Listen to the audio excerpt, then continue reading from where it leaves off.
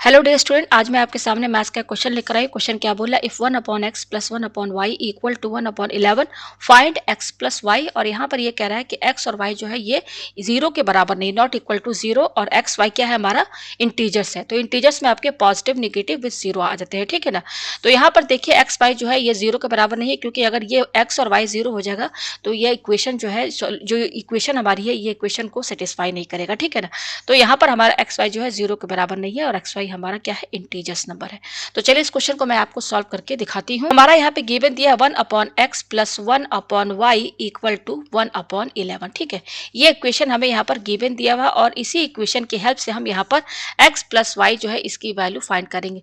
तो x plus y value find करने के लिए हम एक्स और वाई की पहले वैल्यू फाइंड करनी होगी। और आप यहाँ देख सकते हैं कि हमें केवल यहाँ पर एक सिंगल इक्वेशन ही केवल दी गई है, केवल एक सिंगल इक्वेशन है, वो है 1 upon x plus 1 upon y equal to 1 upon 11। अब इस सिंगल इक्वेशन से हम कैसे x प्लस वाई की वैल्यू फाइंड करेंगे। पहले तो हमें x और y की वैल्यू फाइंड करनी होगी, ठीक है। देखिए इसको कैसे सॉल्व करेंगे, मैं पेज थोड़ा ऊपर करती हूँ। यहाँ पर देखिए हम यहाँ पे क्या करेंगे, पहले हम इसका एलसीएम लेंगे। तो एलसीएम लेंगे तो क्या होगा, डिनोमिनेटर में क्या होगा, एक्स वाई होगा, फिर क्रॉस मल्टीप्लाई कीजिए तो ऊपर होगा आपका x प्लस वाई, ठीक है। ये हमने एलसीएम ले लेके इसका ले लिया इक्वल टू 1 अपॉन 11। अब हम करेंगे क्रॉस मल्टीप्लाई, तो क्रॉस मल्टीप्लाई होगा तो यहाँ पर आप देख सकते हैं कि एक्स वाई किससे इंटू होगा, 1 से, तो ये एक्स वाई हो जाएगा इक्वल टू, और 11 किससे इंटू होगा, एक्स प्लस वाई से, तो 11, और ये किससे इंटू होगा, एक्स प्लस वाई से, ठीक है। तो यहाँ मैंने ब्रैकेट में करके लिख दिया है। तो ये हमारा हो जाएगा एक्स वाई इक्वल टू 11, अब ये एक्स प्लस वाई दोनों 11 से इंटू हो जाएगा, तो ये हो जाएगा 11 एक्स प्लस 11 वाई। अब हम यहाँ पे क्या करेंगे, एक्स वाई लिखिए और ये दोनों को हम इधर शिफ्ट कर देंगे। तो ये हो जाएगा प्लस 11 एक्स इधर आएगा एलएचएस साइड में, तो माइनस 11 एक्स हो जाएगा, और प्लस 11 वाई एलएचएस में आएगा तो माइनस 11 वाई हो जाएगा इक्वल टू 0। आरएचएस में आपका क्या बचेगा, 0 बचेगा, ठीक है। ये आ गया हमारे पास। अब देखिए इसके आगे हम यहाँ पे क्या करेंगे अब हम इसको फैक्टराइज करेंगे, इसको फैक्टराइज करेंगे, फैक्टर्स के फॉर्म में इसको तोड़ेंगे, ठीक है ना। तो यहाँ पे देखिए क्या करेंगे, शुरू के दो में कॉमन निकालिए। तो कॉमन क्या है, देखिए यहाँ पर भी एक्स है, यहाँ पर भी एक्स है, तो एक्स कॉमन निकाल लीजिए। तो ब्रैकेट के अंदर क्या बचेगा आपका, ब्रैकेट के अंदर बचेगा ये वाई, फिर ये क्या माइनस, और ये क्या है आपका 11 है, ठीक है। ये आपको समझ में आ गया। अब क्या बच रहा है, माइनस 11 वाई इक्वल टू 0, ठीक है। अब यहाँ पे देखिए हम पेज थोड़ा ऊपर करते हैं। ये पेज हमने ऊपर किया, ये हमारे पास क्या है एक्स, और यहाँ ब्रैकेट में क्या है वाई माइनस 11 माइनस। अब देखिए यहाँ पर, यहाँ आप ब्रैकेट के अंदर देख रहे हैं वाई माइनस 11, सेम हमें यहाँ पर भी चाहिए वाई माइनस 11 ब्रैकेट के अंदर। जो ये y माइनस 11 यहाँ दिख रहा है, सेम हमें यहाँ पर भी चाहिए। तो यहाँ पर क्या होगा, उसके बाद यहाँ पर भी y माइनस 11 रहेगा, यहाँ पर भी रहेगा, तो कॉमन निकल जाएगा। तो हमारा जो इक्वेशन है ना वो क्या हो जाएगा, फैक्टर्स के मल्टीपल्स में हो जाएगा, ठीक है ना। तो देखिए इसके लिए हम यहाँ पे क्या करेंगे, हमारा देखिए ये क्या है x है, और यहाँ ब्रैकेट के अंदर क्या है y माइनस 11 माइनस ये क्या है 11y, ठीक है। अब हम यहाँ पर क्या इक्वल टू 0 है। अब हम यहाँ पे क्या करेंगे, एलएचएस साइड में हम 121 ऐड करेंगे और सब्ट्रैक्ट करेंगे, इसलिए क्योंकि ये दोनों आपस में कैंसिल होकर 0 के ही बराबर हो जाएगा, ठीक है। तो हम यहाँ पर क्या करेंगे, 121 ऐड करेंगे तो 121 माइनस भी करेंगे, तभी तो इक्वेशन हमारी जो है सही जो सेम है बिल्कुल वैसी रहेगी, ठीक है।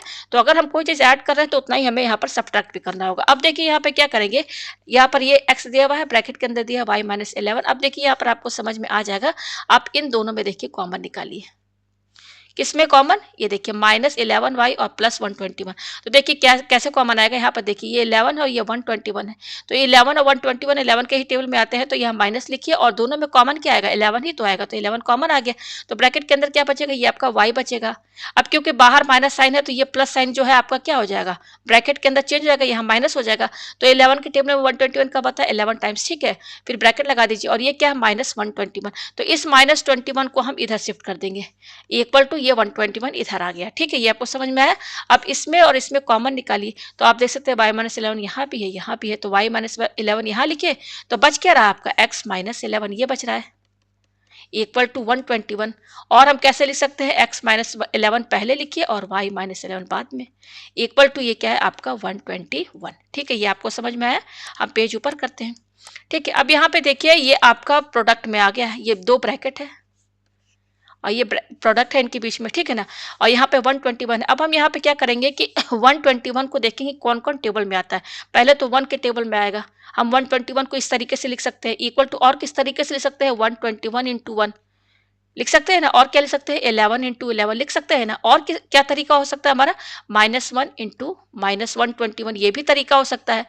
121 121 का टेबल ये भी बन सकता है, ठीक है। और क्या कर सकते हैं हम, -121 इंटू -1, और क्या कर सकते हैं, -11 इंटू -11।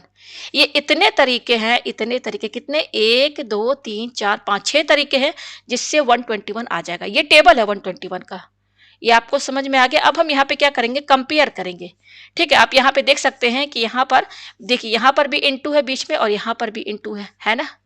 एक एक ब्रैकेट ये है और एक ब्रैकेट ये है, तो हम यहाँ पर कंपेयर करेंगे। फर्स्ट ब्रैकेट को 1 से कंपेयर करेंगे और सेकंड ब्रैकेट को 121 से 121 से कंपेयर करेंगे। तो इस तरीके से 6 केस बनेंगे, क्योंकि यहाँ पर देखिए 6 तरीके हैं 121 आने के, ठीक है। तो सबसे पहले हम फर्स्ट लेंगे, यहाँ पर हम पहले कंपेयर करेंगे। तो x माइनस 11 को किसके बराबर करेंगे, पहले हम ये वाला लेंगे, ठीक है ना। ये क्या है, 1, केस 1, इसमें 1 लेंगे। फिर y माइनस 11 को किससे कंपेयर करेंगे, ये 121 से, ठीक है। ये हो गया यहाँ पर। तो अब यहाँ से x की वैल्यू क्या आएगी, यहाँ से x की वैल्यू आएगी, ये -11 इधर जाएगा आरएचएस में, तो 1 + 11 12 हो गया, यही ना होगा। और यहाँ से y की वैल्यू क्या होगी, ये -11 इधर जाएगा, तो ये ऐड हो जाएगा, तो यहाँ 11 ऐड करिए तो ये हो जाएगा 132।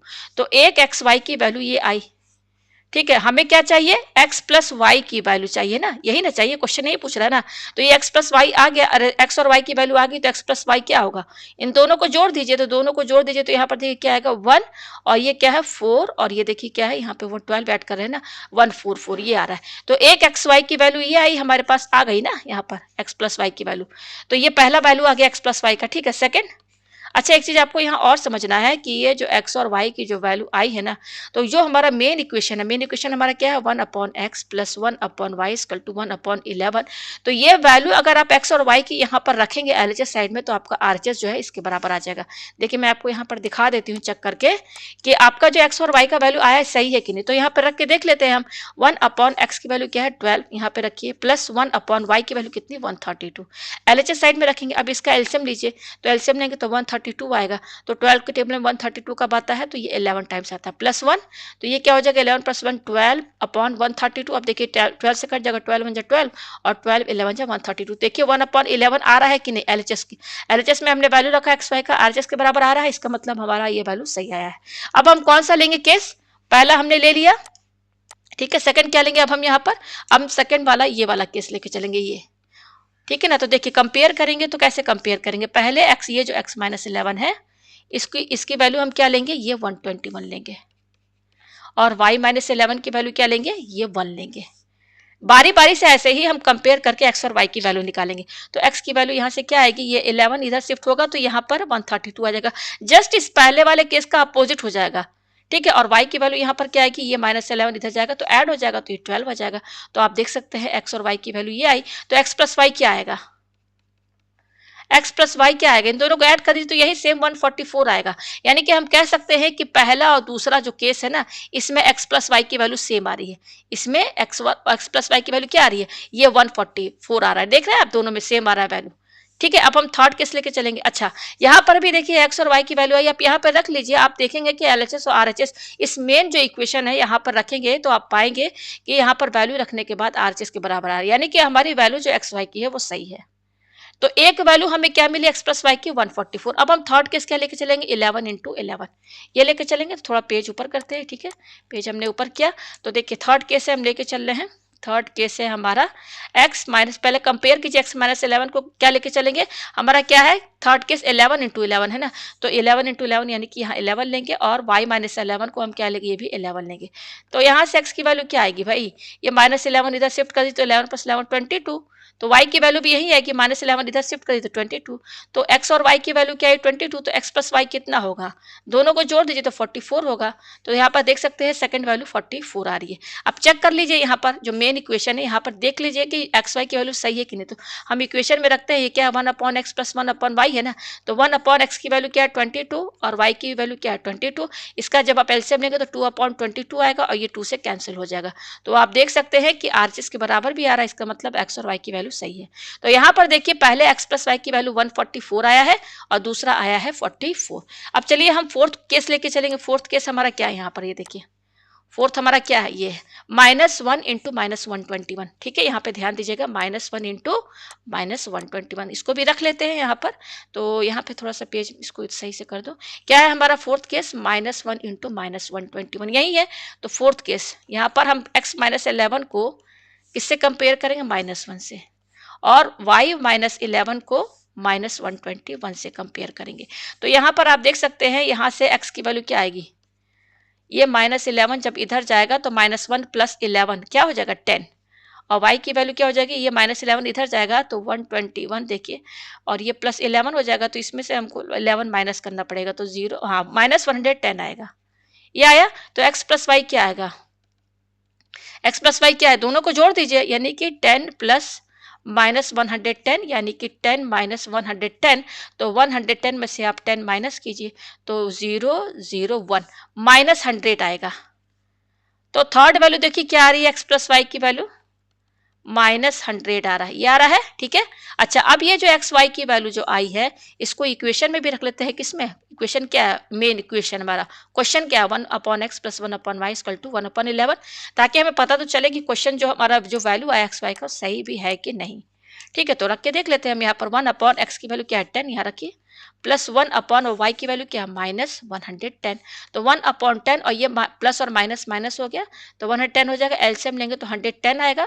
अब 10 के टेबल में 110 कब आएगा? 11 टाइम्स माइनस, और यहाँ पर 1 हो जाएगा, तो 11 से 1 गया 10/110। अब देखिए 0 0 कैंसिल, तो क्या आ रहा है? 1/11 आ रहा है। आप देख सकते हैं आर के बराबर भी आ रहा है। इसका मतलब कि जो एक्स वाई की वैल्यू आई है सही आई है। ठीक है, तो x + y हमने निकाला, क्या आया? x + y की वैल्यू क्या आ रही है? देखिए यहाँ पर -100 आ रहा है, तो थर्ड वैल्यू ये आई है x + y की। अब चलिए फिफ्थ केस लेके चलते हैं। तो फिफ्थ केस हमारा क्या है? कौन सा सेट है? मैं दिखा दूं आपको, मैं नीचे करके दिखा दूं आपको। ये वाला है हमारा, ठीक है, ये वाला है। तो इसको तो पेज ऊपर करते हैं हम थोड़ा। क्या है हमारा सेट? हमारा सेट है, यहाँ पे मैं लिख दूं, हमारा सेट है -121 इंटू -1। इस दिखा दूं मैं पहले एक बार और। हाँ, यस, सही है, यही है। तो कंपेयर करेंगे तो क्या होगा? यहाँ पर x -11 को हम कंपेयर करेंगे -121 से, और y -11 को कंपेयर करेंगे हम -1 से, ठीक है ना। तो यहाँ से x की वैल्यू क्या आएगी? तो ये 11 इधर चला आएगा, तो +11 हो जाएगा। तो सेम जस्ट इसको इंटरचेंज कर दीजिए ना। ये जो वैल्यू आई है ना यहाँ पर, बस ये इसी, यहाँ पर x की वैल्यू 10 है और y की वैल्यू -110 है, तो अब अपोजिट हो जाएगा। अब x की वैल्यू क्या होगी? -110 होगा, और y की वैल्यू यहाँ से क्या आएगी? ये -11 इधर जाएगा, तो +11 यानी कि 10। तो x + y भी क्या आएगा? सेम ही तो आएगा।